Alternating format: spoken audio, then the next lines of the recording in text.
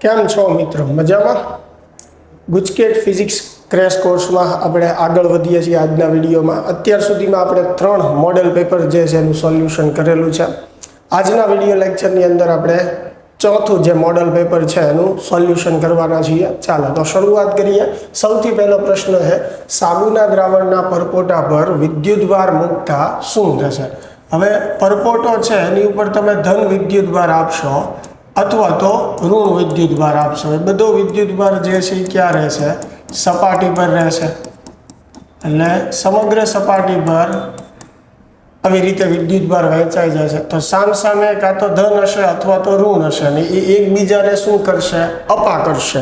એટલે એના લીધે પરપોટો જે છે એ પ્રસરવાનો ગુણધર્મ ધરાવશે અને પરપોટો પ્રસરે એટલે એની ત્રિજ્યા જે છે એમાં શું થાય?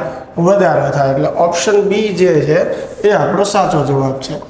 બીજો પ્રશ્ન, સમાન વિદ્યુત ક્ષેત્રમાં રહેલા એક ઇલેક્ટ્રોન અને એક પ્રોટોનના પ્રવેગનો ગુણોત્તર. ચાલો, સમાન વિદ્યુત ક્ષેત્રમાં રહેલા ઇલેક્ટ્રોન અને પ્રોટોનના પ્રવેગનો ગુણોત્તર. આપણી પાસે વિદ્યુત બળનું સૂત્ર છે F બરાબર શું લખી શકીએ? QE. હવે F ની જગ્યાએ શું લખી શકીએ? MA. તો MA બરાબર શું થશે? QE. તો A બરાબર શું થશે? QE ના છેદમાં M. બરાબર. ચાલો, હવે આપણને શું કીધું છે? ઇલેક્ટ્રોન અને પ્રોટોન. તો સૌથી પહેલા ઇલેક્ટ્રોનનો પ્રવેગ એના છેદમાં પ્રોટોનનો પ્રવેગ. ઇલેક્ટ્રોન માટે આપણે લખીએ એટલે QE. અહીંયા દળ જે છે ઇલેક્ટ્રોનનું આવશે. સેમ એવી રીતે છેદમાં પ્રોટોન માટે એટલે અહીંયા દળ પ્રોટોનનું આવશે. QE કેન્સલ થશે તો MP ઉપર જશે, ME નીચે આવશે. તો આન્સર આપણે શું થશે? MP by ME. તો MP બાય ME એટલે ઓપ્શન સી થશે. ચાલો, એની પછી ત્રીજો પ્રશ્ન જે છે, KE²/GME/MP નું પારિમાણિક સૂત્ર કયું છે? જો તમને યાદ હોય તો આ ટેક્સ્ટબુકના ઉદાહરણમાં અને સ્વાધ્યાયના પણ એક પ્રશ્નમાં આપેલું છે. આ એકમ રહિત છે. KE²/GME/MP. બરાબર. તો K નો એકમ જે છે એ શું થશે? ન્યૂટન ઇન્ટુ મીટર સ્ક્વેર પ્રતિ કુલમ સ્ક્વેર. પછી E નો એકમ અહીંયા કુલમ એટલે કુલમ સ્ક્વેર. સેમ એવી રીતે G નો એકમ ન્યૂટન ઇન્ટુ મીટર સ્ક્વેર પ્રતિ કેજી સ્ક્વેર ઇન્ટુ ME ગુણ્યા ME દળ છે એટલે દળનો એકમ કેજી ગુણ્યા કેજી એટલે કેજી સ્ક્વેર.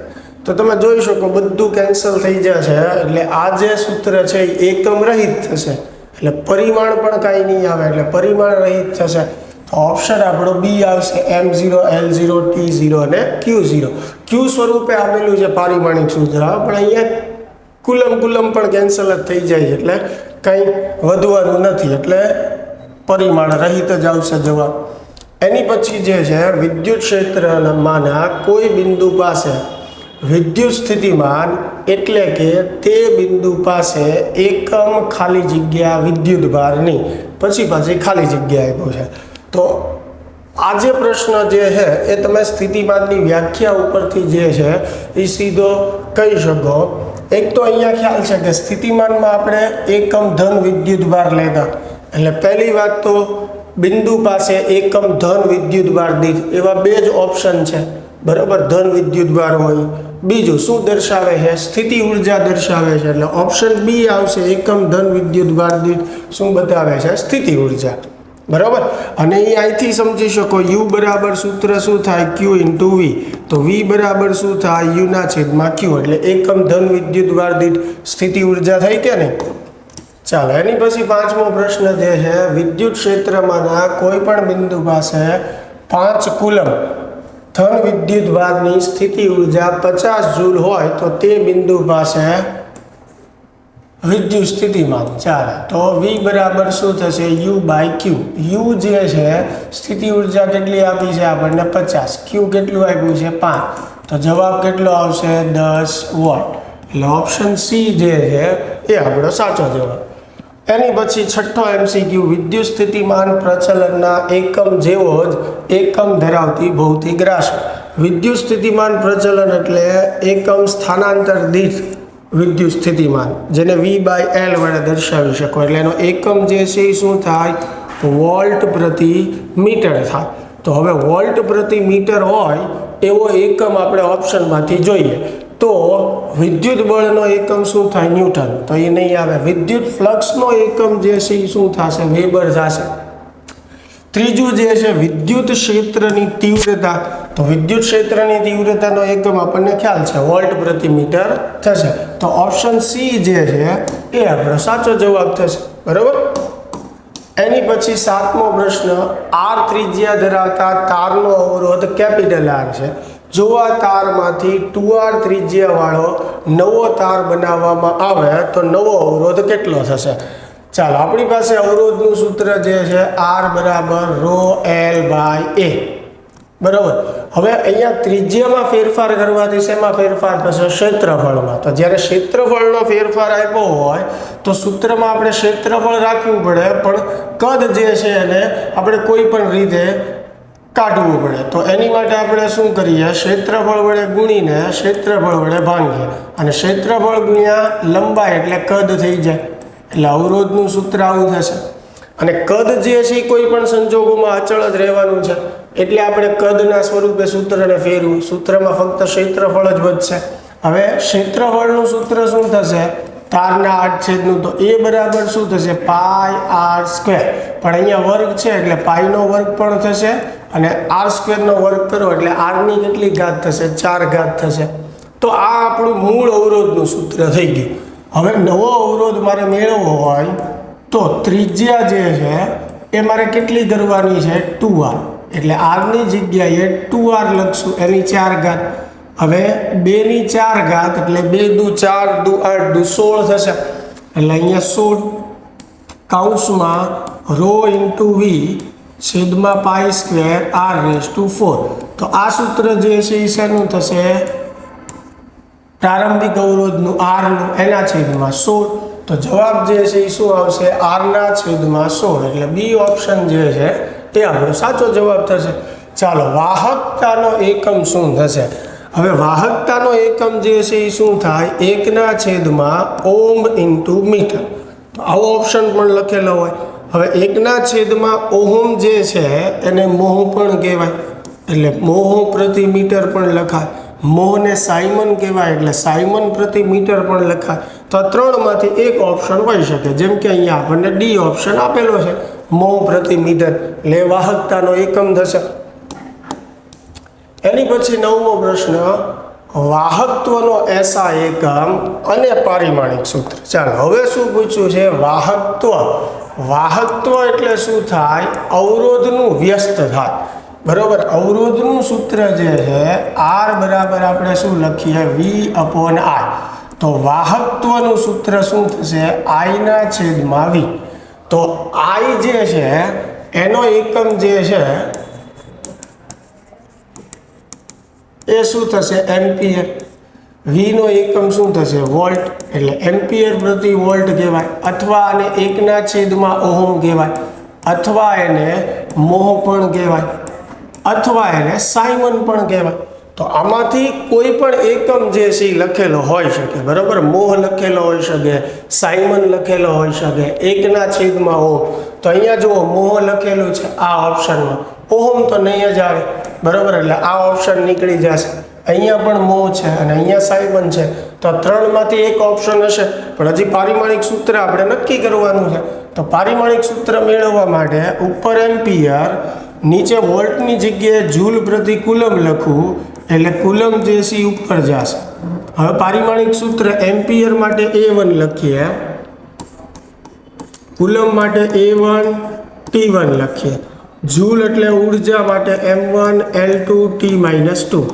તો M જે છે ઉપર આવશે એટલે M-1. L વાળું એક જ પદ છે એટલે L-2.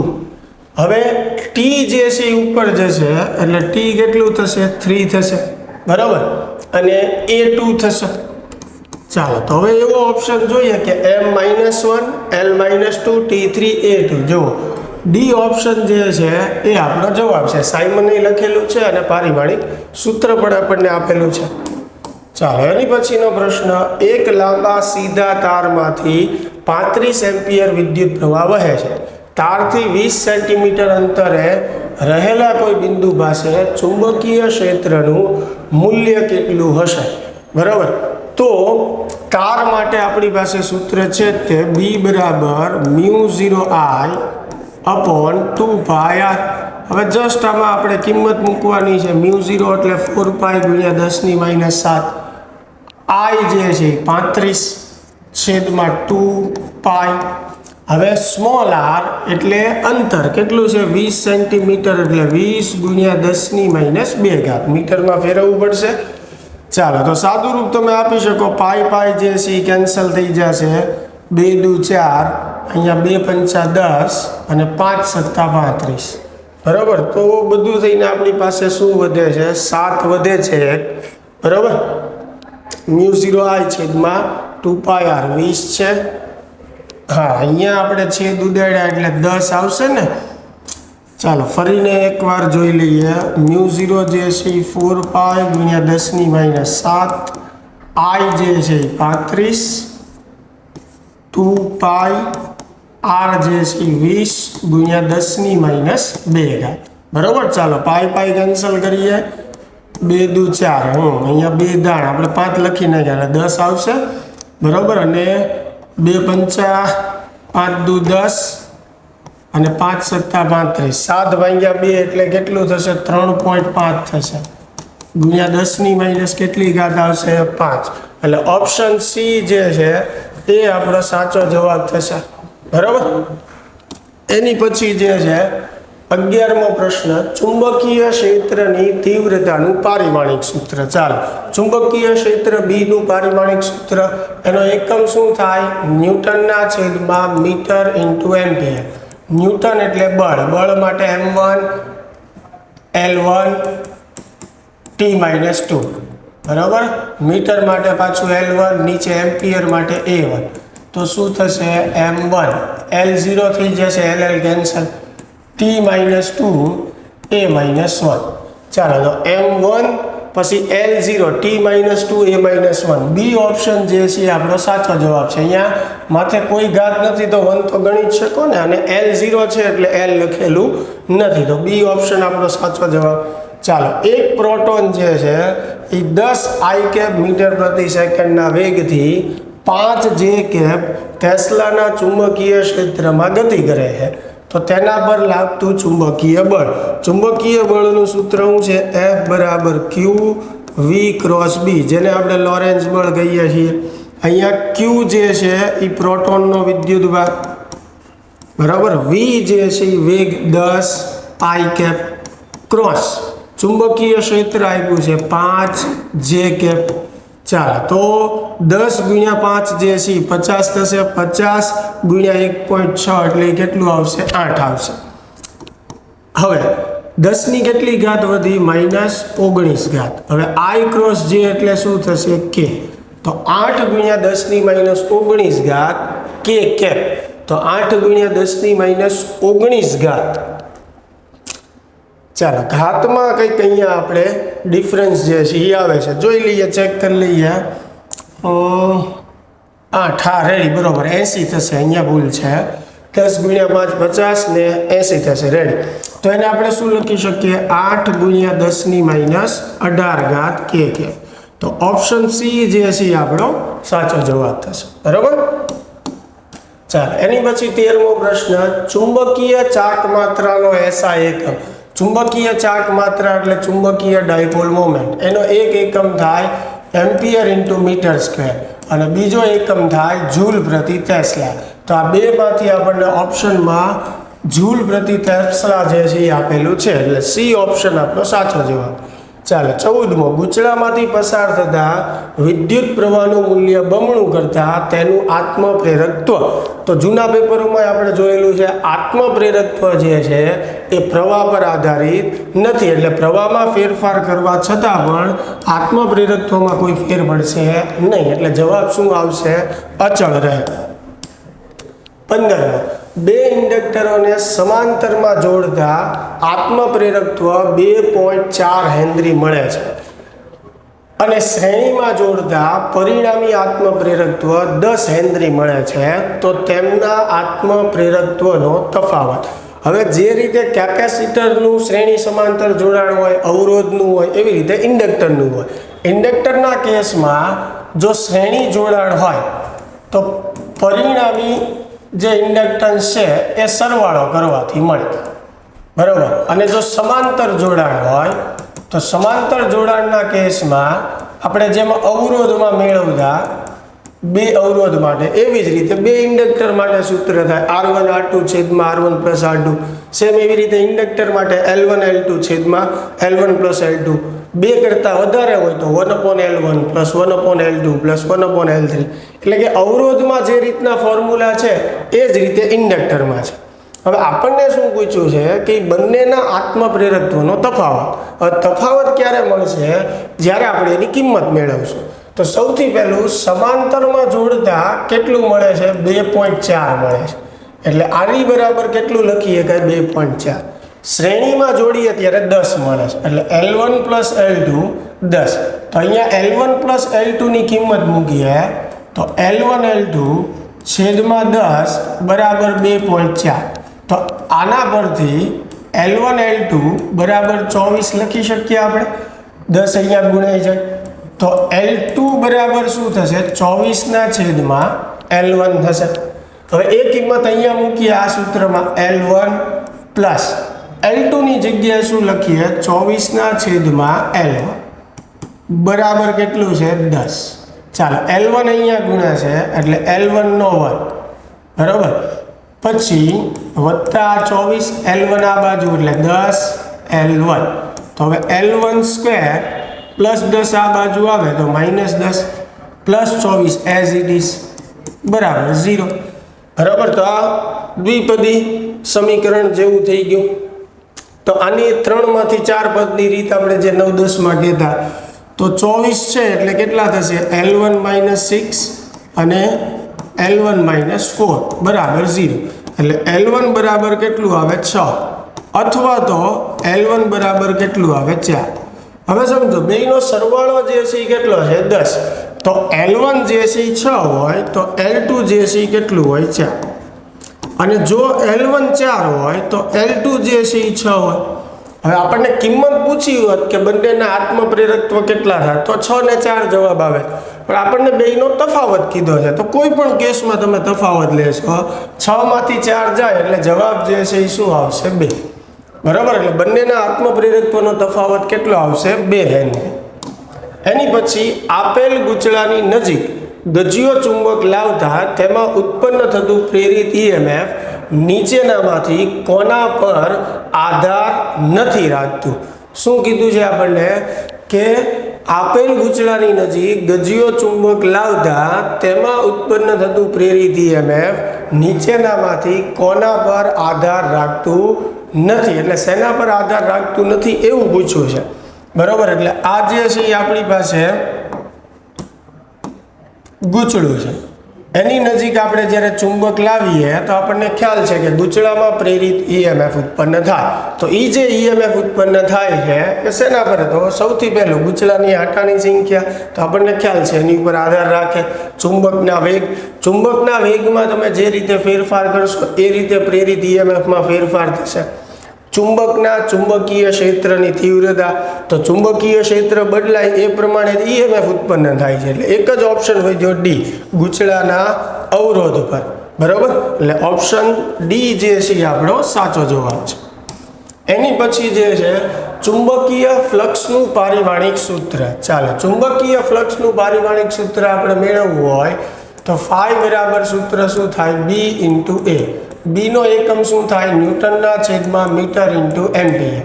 પછી A જે છે ક્ષેત્રફળનો એકમ મીટર છે તો મીટર મીટર કેન્સલ. તો આનો એક એકમ શું બનશે? ન્યૂટન × મીટર પ્રતિ એમ્પિયર. હવે પારિમાણિક સૂત્ર ન્યૂટન માટે આપણે બળનું મૂકીએ, બરાબર, છેદમાં એમ્પિયર માટે A1, બરાબર. અહીંયા મીટર માટે L1. તો સાદું રૂપ આપો તો M1 L2 T-2 A-1. ચાલો M1 L2 T-2 A-1. પહેલો જ ઓપ્શન જે છે એ છે M1 L2 T-2 A-1. એ ચુંબકીય ફ્લક્સનું પારિમાણિક સૂત્ર થશે. એની પછી 18મો, તત્કાલીન એસી પ્રવાહ I બરાબર 100 cos 200t પ્લસ 45 એમ્પિયર માટે પ્રવાહનું RMS મૂલ્ય શોધો. ચાલો આ જે સમીકરણ છે એને તમે I બરાબર Im cos omega t plus phi સાથે તમે સરખાવો તો આ જે 100 જે છે એ Im થશે એટલે મહત્તમ પ્રવાહની વેલ્યુ થશે. મને પૂછ્યું છે IRMS તો IRMS એટલે શું થશે Im બાય √2. Im કેટલું છે 100 એના છેદમાં √2 તો આપણો જવાબ થઈ ગયો 100 ના છેદમાં √2. પણ અહીંયા ક્યાંય એવો ઓપ્શન આપેલો નથી તો આને કંઈક ફેરવીએ જેમ કે 100 જે છે એને 50 ગુણ્યા √2 લખી શકાય. નીચે √2 એમને એક √2 કેન્સલ તો આપણો આન્સર શું આવશે 50 × √2 એમ્પિયર. એની પછી 19મો પ્રશ્ન જે છે આદર્શ અવરોધ 12 ઓહ્મ સાથે આદર્શ 0.02 હેનરીનું ઇન્ડક્ટર શ્રેણીમાં જોડીને તેને 130 વોલ્ટ અને 40 હર્ટ્ઝના એસી સપ્લાય સાથે જોડેલ છે તો વોલ્ટેજ અને પ્રવાહ વચ્ચેનો કળા તફાવત. હવે આ ધ્યાનથી સમજજો કે આમાં આપણને અવરોધ આપેલો છે R બરાબર કેટલું છે 12, L જે છે 0.02 એટલે આ જે છે એ RL શ્રેણી પરિપથ થઈ ગયો બરાબર. હવે RL શ્રેણી પરિપથ માટે કળા તફાવતનું સૂત્ર tan phi બરાબર શું થશે XL ના છેદમાં R થશે. તો આપણી પાસે શું હોવું જોઈએ XL હોવું જોઈએ.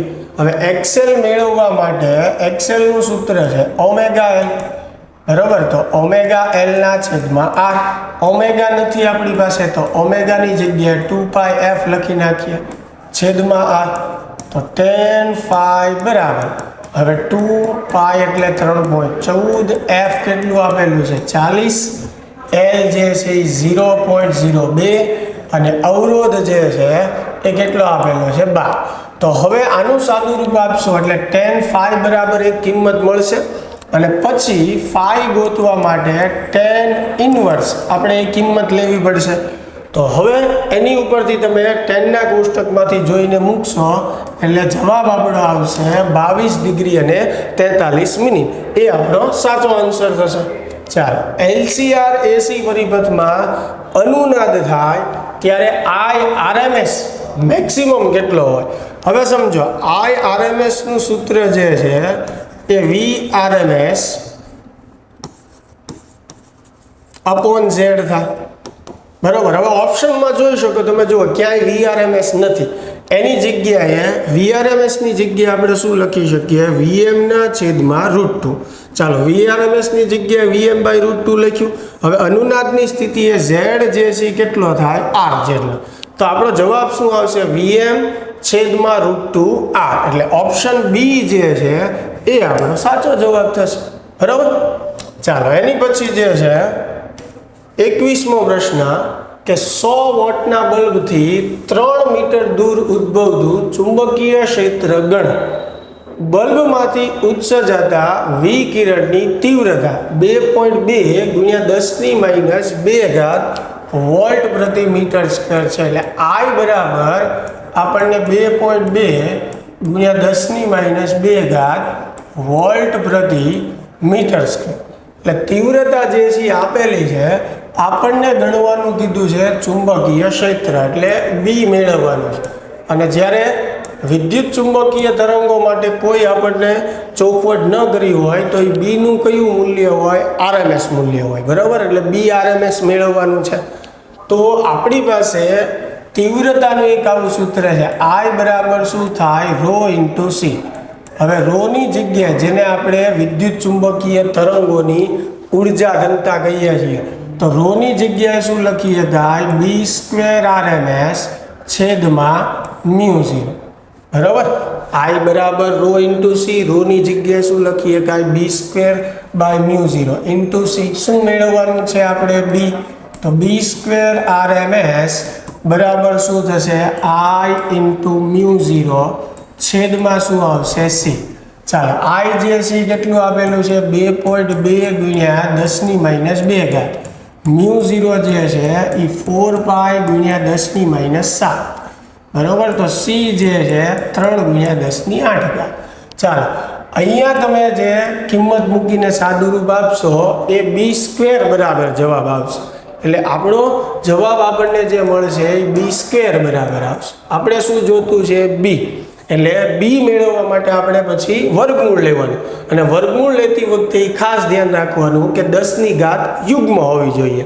તો વર્ગમૂળ કાઢીને બધું સાદુરૂપ આપશો એટલે જવાબ તમારો આવશે 9.6 × 10⁻9 ટેસ્લા, જેને નેનો કહેવાય. એટલે અહીંયા ઓપ્શનમાં 9.6 નેનો ટેસ્લા એવું આપણને આપેલું છે. ખાસ એકમમાં ધ્યાન રાખવાનું. ચાલો 22મો પ્રશ્ન જે છે કે ખાલી જગ્યા એંગસ્ટ્રોમ કરતા ઓછી તરંગ લંબાઈ વાળા લગભગ બધા જ વિદ્યુત ચુંબકીય તરંગોનું ઓઝોન સ્તરમાં શોષણ થાય છે. થિયોરિટિકલ પ્રશ્ન છે, તમે ટેક્સ્ટ બુકમાં જોઈ શકો. આપણે દ્રશ્ય પ્રકાશની વાત કરીએ તો એની તરંગ લંબાઈનો ગાળો કેટલો છે? 4000 થી 7000 એંગસ્ટ્રોમ, અથવા 400 નેનોમીટર થી 700 નેનોમીટર. તો એની કરતાં ઓછી તરંગ લંબાઈવાળા જેટલા તરંગો છે એનું બધું ઓઝોન સ્તરમાં જે છે એ શોષણ થઈ જાય છે. એટલે આપણો જવાબ જે છે એ શું આવશે? 4000 એંગસ્ટ્રોમ કરતાં ઓછી તરંગ લંબાઈવાળા બધા. ચાલો આગળ વધીએ. 23મો જે છે, એક બહિર્ગોળ લેન્સની હવામાં કેન્દ્ર લંબાઈ 20 છે, તો પાણીમાં તેની કેન્દ્ર લંબાઈ કેટલી હશે? આ પણ ચેપ્ટર નંબર 9 જે છે એનું બેઠું ઉદાહરણ છે, છતાં આપણે ગણીએ. જેમ કે હવામાં જ્યારે લેન્સ હોય ત્યારે n1 જે છે 1 થશે, n2 જે છે લેન્સના દ્રવ્યનો વક્રીભવનાંક થશે, બરાબર, જે આપણને 1.5 આપેલો છે અહીંયા હવા અને કાચ માટે. ચાલો તો લેન્સ હવામાં હોય ત્યારે સૂત્ર આપણે શું લખીએ? 1/f બરાબર n2 - n1 છેદમાં n1, અને અહીંયા 1/r1 - 1/r2 આવી રીતે લખીએ. ચાલો n2 જે છે એ આપણી પાસે છે આ 1/f બરાબર n2 1.5 - 1 છેદમાં 1. રેડી? કાઉન્સમાં આવશે 1/r1 - 1/r2. હવે આને જે છે આપણે સમીકરણ 1 કહી દઈએ, બરોબર. હવે જ્યારે લેન્સ જે છે પાણીમાં રાખવામાં આવે, લેન્સ પાણીમાં હોય ત્યારે n1 પાણીનો વક્રીભવનાંક થશે, અને n2 જે છે લેન્સના દ્રવ્યનો વક્રીભવનાંક થશે. તો આ જે સૂત્ર છે એને હવે નવી કેન્દ્ર લંબાઈ માટે આમ લખીએ કે 1/f પ્રાઇમ. હવે n2 જે છે એને સ્થાને શું આવશે? 1.5, n1 ની જગ્યાએ 1.33 છેદમાં n1 એટલે 1.33, અને કાઉન્સ જે આપણો છે 1/r1 - 1/r2. હવે આપણે જોતું છે પાણીમાં કેન્દ્ર લંબાઈ, બરોબર, એટલે કે f પ્રાઇમ. તો આ જે આપણું સમીકરણ 1 અને 2 જે છે એનો આપણે ગુણોત્તર લઈ લેવાનો છે. એટલે 1/f છેદમાં 1/f prime is equal to, હવે અહીંયા આનું સાદુરૂપ આપો તો શું આવશે? 0.5 આવશે, બરાબર. 1.5 માંથી -1 એટલે 0.5. અહીંયા 1.5 માંથી તમે 1.33 જે છે એ બાદ કરી નાખો એટલે લગભગ 0.37 33 છે 50 અને 33 એટલે 27 જેવું આવશે, બરાબર. છેદમાં 1.33 જે છે એમને અહીંયા મારે f પ્રાઇમ જોઈતું છે, તો f પ્રાઇમ જે છે ઉપર જશે, f નીચે આવશે. એ f ને આ બાજુ જવા દઈએ એટલે ગુણાકારમાં તો 0.5 × 1.33, પછી છેદમાં f આવશે. f એટલે હવામાં કેન્દ્ર લંબાઈ, એ આ બાજુ જશે તો ગુણાકારમાં જશે એટલે ×20 છેદમાં 0.27. તો ફાઇનલી f પ્રાઇમ જે છે તમને કેટલું મળશે? 78.2 સેન્ટીમીટર. એટલે મૂળ મેથડ આપણે શીખવાની છે, સાદું રૂપમાં ધ્યાન રાખવાનું, પણ મેઇન વસ્તુ મેથડ. એટલે હવામાં જ્યારે લેન્સ હોય છે ત્યારે n1 હવાનો વક્રીભવનાંક થશે, પણ જ્યારે લેન્સને પાણીમાં ડૂબાડવામાં આવે ત્યારે n1 જે છે એ પાણીનો વક્રીભવનાંક થશે. એટલે બે સેમ એવા સૂત્ર બનાવો, બેનો ગુણોત્તર લઈ લો, એમાંથી f પ્રાઇમ મેળવી લો, બરાબર. ચાલો એની પછી જે છે એક પ્રિઝમને હવાના બદલે પાણીમાં મૂકવામાં આવે છે તો ખાલી જગ્યા. હવે પ્રિઝમને આપણે હવાની બદલે પાણીમાં મૂકીએ તો શું થશે? સૌથી પહેલું પ્રિઝમ કોણ બદલાશે. હવે પ્રિઝમ હવામાં હોય કે પાણીમાં, એનાથી પ્રિઝમની રચના બદલાવાની નથી, એટલે ભૌમિતિક રચના, એટલે પ્રિઝમ કોણમાં કોઈ ફેરફાર થશે નહીં. બીજો ઓપ્શન છે લઘુત્તમ વિચલન કોણ બદલાય. તો આવા પ્રશ્નો આપણે કરેલા છે અને ખ્યાલ એ છે કે માધ્યમ બદલાશે એટલે લઘુત્તમ વિચલન કોણ જે છે એ બદલાઈ જશે. એટલે ઓપ્શન બી જે છે એ આપણો સાચો જવાબ છે. છતાં સી વાંચી જોઈએ, લઘુત્તમ વિચલન કોણ બદલાતો નથી, એટલે એ ખોટું છે. આ નહીં આવે. પ્રિઝમ કોણ બદલાતો નથી, બરોબર. તો અહીંયા એક વસ્તુ ખાસ જુઓ, ડી ઓપ્શન જે છે એમાં આપણને આપેલું છે પ્રિઝમ કોણ બદલાતો નથી. તો એ વાત પણ જે છે એ સાચી છે, બરોબર છે. તો આ પ્રશ્નની અંદર બે ઓપ્શન જે છે એ સાચા છે, બરોબર છે. લઘુત્તમ વિચલન કોણે બદલાઈ શકે અને પ્રિઝમ કોણ બદલાતો નથી, એટલે બંને ઓપ્શન જે છે એ આવી શકે. અહીંયા આપણે એવું સમજીએ કે આ મોડેલ પેપરમાં કદાચ કોઈ પ્રિન્ટ મિસ્ટેક હોય ને, આવી રીતે બે સાચા ઓપ્શન આવી ગયા હોય, પણ પરીક્ષામાં બને ત્યાં સુધી કોઈ એક જ ઓપ્શન સાચો હોય. એટલે જ્યારે માધ્યમ બદલાય છે ત્યારે વિચલન કોણ તો બદલાશે જ. બીજી વસ્તુ પ્રિઝમ એનો એ જ છે, તો પ્રિઝમ કોણ બદલાવાનો નથી માધ્યમમાં, એટલે બંને ઓપ્શન જે છે એ સાચા છે.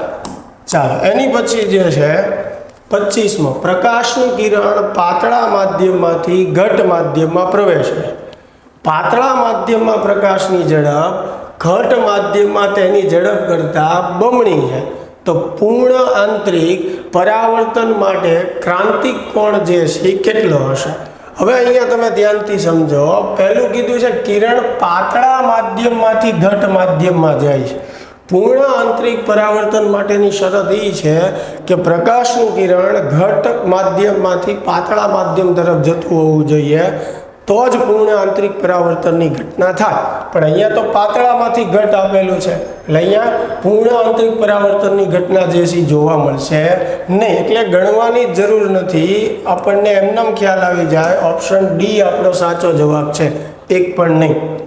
ચાલો, એની પછી 589 નેનોમીટર તરંગ લંબાઈ ધરાવતો એક રંગી પ્રકાશ હવામાંથી પાણીની સપાટી પર આપાત થાય છે. તો વક્રીભૂત પ્રકાશની તરંગ લંબાઈ, એટલે જો હવામાંથી પાણીમાં જાય એટલે n1 હવાનો વક્રીભવનાંક થાય, n2 જે છે પાણીનો વક્રીભવનાંક થાય. હવામાંથી પાણીમાં જાય છે એટલે, બરાબર. હવામાં તરંગ લંબાઈ જે છે λ1 કહીએ, જે 589 નેનોમીટર આપેલી છે, બરાબર. અને વક્રીભૂત તરંગની એટલે કે પાણીમાં જે તરંગ છે એની તરંગ લંબાઈ આપણે λ2 કહીએ, જે આપણે મેળવવાનું છે. તો આપણી પાસે સૂત્ર છે n1/n2 ઇઝ ઇક્વલ ટુ શું લખી શકીએ? λ2/λ1. તો λ2 આપણે જોતું હોય તો n1/n2 એને ગુણ્યા શું થશે? λ1. n1 1, n2 જે છે એ 1.33 અને λ1 જે છે 589. ચાલો, આનું સાદું રૂપ આપશો તો બધું થઈને તમારો આન્સર જે છે એ 442 કે 43 પોઈન્ટ સમથિંગ નેનોમીટર આવશે. કારણ કે આ નેનોમીટરમાં છે તો તમારો આન્સર પણ નેનોમીટરમાં થશે, એટલે આપણે આને 444 નેનોમીટર જે છે એ આપણો આન્સર જે છે કહી શકીએ. ચાલો, તો એ ઓપ્શન એ જે છે એ આપણો સાચો જવાબ છે. ચાલો, એની પછી 27મો, યંગના ડબલ સ્લિટના પ્રયોગમાં એક રંગી પ્રકાશનું ઉદ્ગમ વાપરવામાં આવે ત્યારે પડદા પર ખાલી જગ્યા આકારની શલાકાઓ રચાય. તો ટેક્સ્ટ બુકમાં થિયરીમાંથી પૂછેલો આ પ્રશ્ન છે અતિવલય આકારની. જો પડદો દૂર હોય તો એ સુરેખ આકારની હોય, બરોબર છે. પણ આમાં કોઈ એવી ચોખવટ નથી કરેલી, એટલે સામાન્ય સંજોગોમાં એ અતિવલય જ હોય, એટલે જવાબ આપણો એમાં અતિવલય આવશે. એની પછી યંગના પ્રયોગમાં શલાકાની પહોળાઈ 0.4 મિલીમીટર છે. હવે જો આ સમગ્ર રચનાને 4/3 વક્રીભવનાંકવાળા માધ્યમમાં કરવામાં આવે તો શલાકાની પહોળાઈ. હવે શલાકાની પહોળાઈનું સૂત્ર શું છે? λd/2d. આ જે છે એ આપણું મેઇન સૂત્ર છે જ્યારે પ્રયોગ હવામાં કરવામાં આવતો હોય. પણ n વક્રીભવનાંકવાળા માધ્યમમાં આપણે કરીએ પ્રયોગ તો એ વખતે શલાકાની પહોળાઈનું સૂત્ર શું થઈ જાય? λd/2nd, જ્યાં n એટલે માધ્યમનો વક્રીભવનાંક. તો આની અંદર જે છે એ આપણે બધી કિંમત જે છે એ મૂકીએ. પણ અહીંયા કેમ જરૂર નથી? કારણ કે યંગના પ્રયોગમાં શલાકાની પહોળાઈ આપણને આપેલી, એટલે કે હવામાં એની પહોળાઈ જે છે અહીંયા તમે જુઓ લેમ્બડા ડીના છેદમાં 2d એટલે x બાર થયું, તો એ આપણને આપેલું છે બરાબર. કેટલું છે? 0.4 મિલીમીટર બરાબર. n જે છે એમનેમ રહેશે, તો 0.4 મિલીમીટર n જે છે 4/3. તો હવે જે છે 3 ઉપર જશે, 0.4 × 3/4. તો આને કઈ રીતે લખી શકો તમે? 4/10 આ 4 × 3, તો 4 4 કેન્સલ, 3 × 10 એટલે 0.3. તો આપણો સાચો આન્સર જે છે એ શું થશે? 0.3 મિલીમીટર થશે. 29મો પ્રશ્ન જે છે 100 ગ્રામ દળનો એક પદાર્થ 36 કિલોમીટર પ્રતિ અવરની ઝડપે ગતિ કરે તો તેની સાથે સંકળાયેલી દ્રવરોગલી તરંગ લંબાઈ. ચાલો, એનો વેગ આપ્યો છે 36 કિલોમીટર પ્રતિ અવર. તો એને આપણે મીટર પ્રતિ સેકન્ડમાં ફેરવીએ. કિલોમીટર એટલે 1000 થશે બરાબર. અને નીચે 3600 વડે ભાંગીએ તો 2 મીંડા કેન્સલ થશે. 36 કેન્સલ, તો કેટલું આવશે? v બરાબર 10. દળ જે છે એ આપણને 100 ગ્રામ આપેલું છે, એને કેજીમાં ફેરવવું હોય તો 1000 વડે ભાંગવું પડે એટલે 0.1 થશે. ચાલો, તો બહુ ઇઝી સૂત્ર છે. લેમ્બડા બરાબર h/mv. h જે છે એ 6.63 × 10⁻34. m જે છે 0.1, v જે છે એ 10 એટલે 10 × 0.1 એટલે 1 થઈ જશે. તો 6.63 × 10⁻34. એટલે આપણને પૂછ્યું છે ખાલી જગ્યા મીટરના ક્રમની હોય, તો જવાબ શું આવશે? 10⁻34 ક્રમની હોય. એની પછી ઇલેક્ટ્રોનની દ્રવરોગલી તરંગ લંબાઈ 0.5 × 10⁻10. એટલે આ લેમ્બડા 1 આપ્યું છે આપણને 0.5 × 10⁻10 મીટર, જેને આપણે લેમ્બડા ધારી લઈએ. થી વધારીને 1 × 10⁻10 કરવામાં આવે. એટલે જો 0.5 થી 1 થઈ એટલે ડબલ થઈ ને, તો હું એમ કહી શકું કે તરંગ લંબાઈ જે છે એ બમણી કરવામાં આવે. તો તેની ઉર્જા ખાલી જગ્યા કરવી પડે. હવે ઉર્જા કેટલી કરવી પડે એ પૂછ્યું છે આપણને. તો આપણી પાસે એક સૂત્ર છે લેમ્બડા બરાબર h/√2mk, જ્યાં k એની ગતિ ઉર્જા કે ઉર્જા દર્શાવે છે. તો હવે બંને બાજુ વર્ગ કરીએ તો લેમ્બડા સ્ક્વેર બરાબર h/2mk. ઈ પણ લખી શકો ઉર્જા માટે. તો k ને સૂત્રનો કરતા બનાવો તો h/2m લેમ્બડા સ્ક્વેર. એટલે k જે છે એ તરંગ લંબાઈના વર્ગના વ્યસ્ત સંબંધમાં છે. એટલે શરૂઆતમાં તરંગ લંબાઈ જે છે એ કેટલી છે? લેમ્બડા છે. પછી તરંગ લંબાઈ જે છે એ કેટલી છે? 2 લેમ્બડા. તો અહીંયા 2 લેમ્બડા લખો તો 2 નો વર્ગ કેટલો થશે? 4. એટલે છેદમાં 4 આવશે. એટલે તરંગ લંબાઈ વધે એમ ઉર્જા ઘટશે અને છેદમાં કેટલા આવશે? 4. એટલે પ્રારંભિક ઉર્જા કરતા ચોથા ભાગની થશે. અને જો તમને એમ ન સમજાય તો તમે બંને ઉર્જા માટે, અંતિમ ઉર્જા માટે એક આવું સૂત્ર બનાવો બરાબર. k2 બરાબર h/2m. પછી લેમ્બડા જે છે એની જગ્યાએ 2 લેમ્બડાનો સ્ક્વેર. એવી જ રીતે k1 લખીએ આપણે બરાબર. તો k1 h/2m લેમ્બડા સ્ક્વેર. તો આના પરથી તમને ખ્યાલ આવી જશે કે અંતિમ ઉર્જા જે છે અહીંયા 2 નો વર્ગ 4 વધશે, ચોથા ભાગની થશે પ્રારંભિક ઉર્જા કરતા. એટલે ઓપ્શન ડી આવશે. ગુણોત્તર લઈને પણ તમે કરી શકો છો. એની પછી 31મો પ્રશ્ન 35 કિલો ઇલેક્ટ્રોવોલ્ટ ઉર્જા ધરાવતા ફોટોનની તરંગ લંબાઈ. ચાલો, ફોટોનની તરંગ લંબાઈ મેળવવાની છે. તો ફોટોન માટે ઉર્જાનું સૂત્ર થાય hc/લેમ્બડા. તો લેમ્બડા બરાબર થાય hc/e. h જે છે 6.63 × 10⁻34. c જે છે 3 × 10⁸. e એટલે ઉર્જા કેટલી આપી છે આપણને? 35 કિલો એટલે 10⁻³ ઇલેક્ટ્રોવોલ્ટને જૂલમાં ફેરવવા માટે 1.6 ગુણ્યા 10⁻19 ઘાત વડે આપણે ગુણી, બરાબર. તો આ બધું સાદુરૂપ તમે આપશો એટલે ફાઇનલ આન્સર જે છે આપણો શું આવશે? 35 ગુણ્યા 10⁻12 ઘાત મીટર.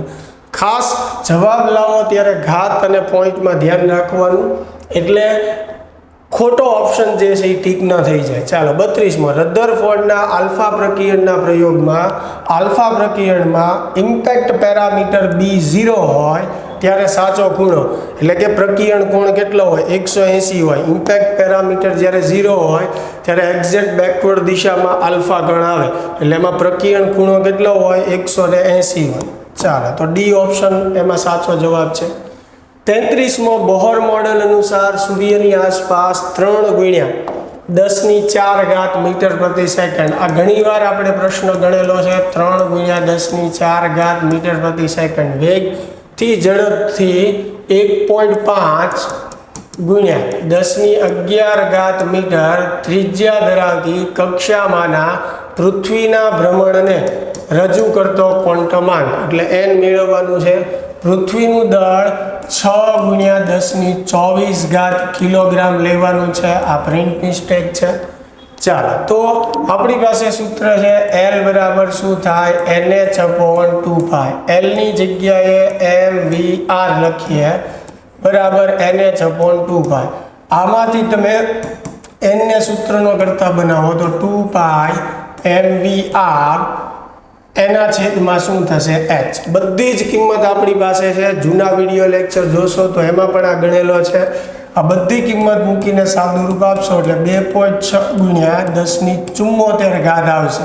એટલે ડી ઓપ્શન જે છે એમાં પ્રિન્ટ મિસ્ટેક છે, પણ ફાઇનલ આન્સર જે છે આપણો શું આવશે? 2.6 ગુણ્યા 10⁻74 ઘાત, બરાબર. ચાલો 34માં, જો હાઇડ્રોજન પરમાણુની દ્વિતીય કક્ષામાં ઇલેક્ટ્રોનનું કોણીય વેગમાન L હોય.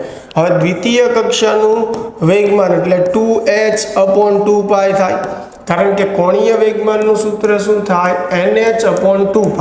તો n ની જગ્યાએ 2 મૂકો. આ આપણી માટે L થયું દ્વિતીય કક્ષા માટે. તો ચોથી કક્ષામાં કોણીય વેગમાન કેટલું થાય? તો ચોથી કક્ષા માટે આપણે શું લખીએ? 4h/2π, કારણ કે n બરાબર 4 મૂકવું પડશે. હવે L સ્વરૂપે જવાબ લાવવા માટે અહીંયા આપણે 2 વડે ગુણીએ છીએ અને 2 વડે ભાંગીએ છીએ. આ સમીકરણને 4 મેં બહાર લઈ લીધા, 2 વડે ગુણ્યું, 2 વડે ભાંગ્યું. આ 2 એક્સ્ટ્રા આવ્યા ઉપર નીચે, 4 તો હતા જ નહીં. આના સ્થાને આપણે L લખી શકીએ, 2 દુ 4, એટલે જવાબ શું થશે? 2L. તો આપણો સાચો ઓપ્શન જે છે એ શું થશે? A, બરાબર, 2L. એની પછી 35મો પ્રશ્ન જે છે રેડિયો એક્ટિવ તત્વો માટે. ચાલો, આ પ્રશ્ન જે છે આપણે કરવાનો નથી, કારણ કે રેડિયો એક્ટિવિટી આપણે કોર્સમાં નથી. એની પછી હાઇડ્રોજનના સમસ્થાનિકમાં 1 પ્રોટોન અને 1 ન્યુટ્રોન હોય એવો કયો ઓપ્શન છે? 1 પ્રોટોન અને 1 ન્યુટ્રોન. તો 1h1માં 1 પણ ન્યુટ્રોન હોતો નથી.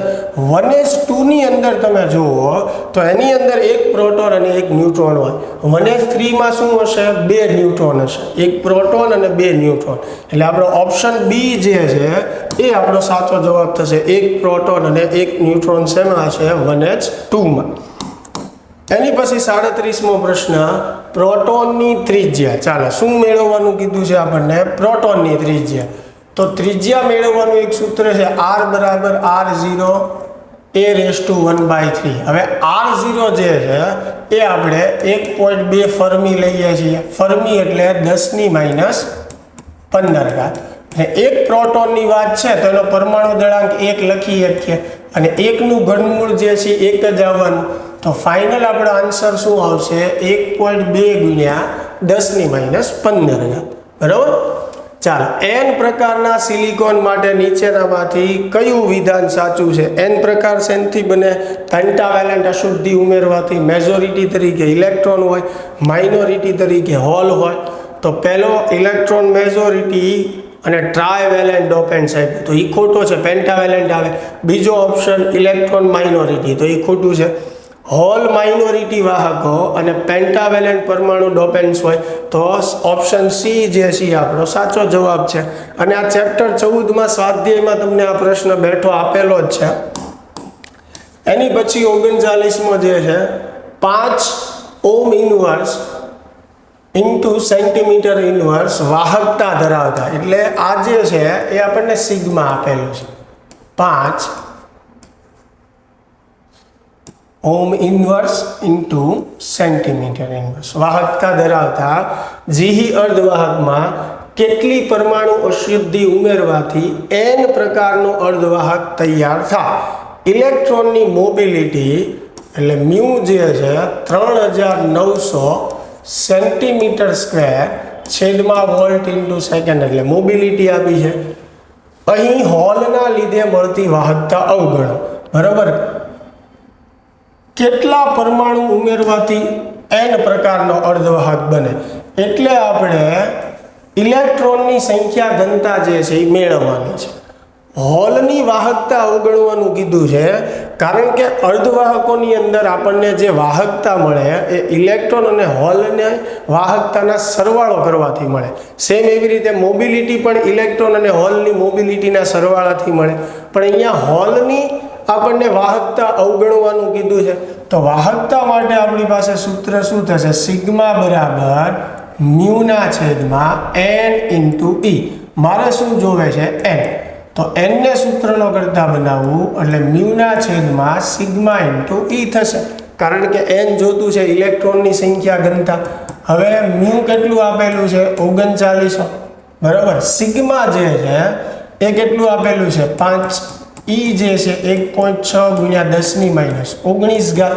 બરાબર, હવે આ પ્રશ્નમાં અહીંયા ઓપ્શન નથી, પણ તમે ગણતરી કરશો એટલે ફાઇનલ આન્સર તમારો 8 ગુણ્યા 10⁻15 પ્રતિ સેન્ટીમીટર ક્યુબ આવશે. હવે સેન્ટીમીટરમાં શું કામ આવશે? કારણ કે આ બંનેના એકમ તમે જુઓ સેન્ટીમીટરમાં છે. બરાબર, અને સ્મોલ n એટલે એ શું થયું? સંખ્યા ઘનતા. એકમ કદ દીઠ એટલે પ્રતિ સેન્ટીમીટર ક્યુબમાં આવશે. ચાલો, છેલ્લો પ્રશ્ન. ટ્રાયવેલેન્ટ અને પેન્ટાવેલેન્ટ અશુદ્ધિઓ વિદ્યુતની દ્રષ્ટિએ, ચાલો વિદ્યુતની દ્રષ્ટિએ બંને કેવા હોય? તટસ્થ હોય. એટલે એક વસ્તુ ધ્યાનથી સમજજો. ઘણા એવું વિચારે કે ટ્રાયવેલેન્ટ એટલે છેલ્લી કક્ષામાં 3 ઇલેક્ટ્રોન છે, ઘટે છે ઇલેક્ટ્રોન એટલે ધન ભારી થશે, અથવા ઇલેક્ટ્રોન મેળવે તો ઋણ ભારી. પણ અહીંયા એક વાત સમજો કે એલ્યુમિનિયમ ટ્રાયવેલેન્ટ છે તો એની પાસે જેટલા ઇલેક્ટ્રોન છે એટલા સામા શું હશે? પ્રોટોન હશે. તો એ વિદ્યુતની દ્રષ્ટિએ તટસ્થ હશે. એવી જ રીતે પેન્ટાવેલેન્ટ છે તો એની બાહ્યતમ કક્ષામાં 5 ઇલેક્ટ્રોન છે અને 3 ખૂટે છે, પણ ઓવરઓલ આખા પરમાણુને તમે જોવા જાઓ તો એની પાસે જેટલા ઇલેક્ટ્રોન છે એટલા જ પ્રોટોન હશે, એટલે એ પણ વિદ્યુતની દ્રષ્ટિએ શું હશે? તટસ્થ હશે. બરાબર, તો આ ખાસ ધ્યાન રાખવાનું. ટ્રાયવેલેન્ટ માટે પૂછે, પેન્ટાવેલેન્ટ, p પ્રકારના અર્ધવાહક માટે કે n પ્રકારના, આ બધા વિદ્યુતની દ્રષ્ટિએ જે છે એ કેવા છે? તટસ્થ છે. તો વિદ્યાર્થી મિત્રો, આ આપણું પેપર નંબર 4 હતું. બરાબર, આશા છે કે આપણને ઘણું મદદરૂપ થશે. ચાલો મળીએ તો હવે નેક્સ્ટ લેક્ચરમાં.